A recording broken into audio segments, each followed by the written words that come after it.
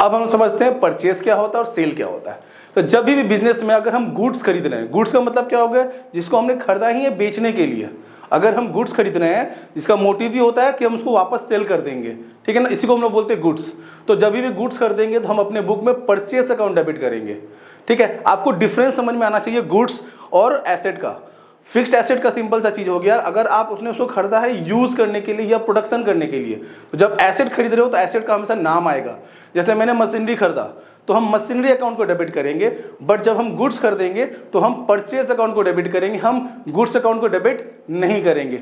Goods का definition क्या है, जिसको हमने परचेज किया है सेल करने के लिए, जिसका मेन मोटिव क्या है, सेल करना, ठीक है ना। तो जब भी गुड्स खरीदेंगे तो हम लोग परचेस अकाउंट को डेबिट करेंगे, और जब एसेट खरीदेंगे तो एसेट का नाम आएगा। जैसे अगर फर्नीचर खरीद रहे हैं तो फर्नीचर अकाउंट डेबिट होगा, मशीनरी खरीद रहे हैं तो मशीनरी अकाउंट डेबिट होगा, ठीक है ना। वैसे ही जब गुड्स को सेल कर रहे हैं तो हम लोग सेल्स अकाउंट को क्रेडिट करेंगे, और जब एसेट सेल कर रहे हैं तो एसेट अकाउंट को क्रेडिट करेंगे। बस ये ध्यान रखना आप लोग को कि जब भी गुड्स खरीद रहे हो तो आपको परचेस अकाउंट को डेबिट करना है, गुड्स सेल कर रहे हो, गुड्स बेच रहे हो तो सेल्स अकाउंट को क्रेडिट करना है, और जब एसेट खरीदेंगे तो एसेट का नाम आएगा। डिफरेंस बस यही समझना है कि गुड्स का मतलब क्या होगा, इसको आपने खरीदा ही है सेल करने के लिए, और एसेट का डेफिनेशन क्या होगा, इसको आप खरीद रहे हो यूज करने के लिए या प्रोडक्शन करने के लिए।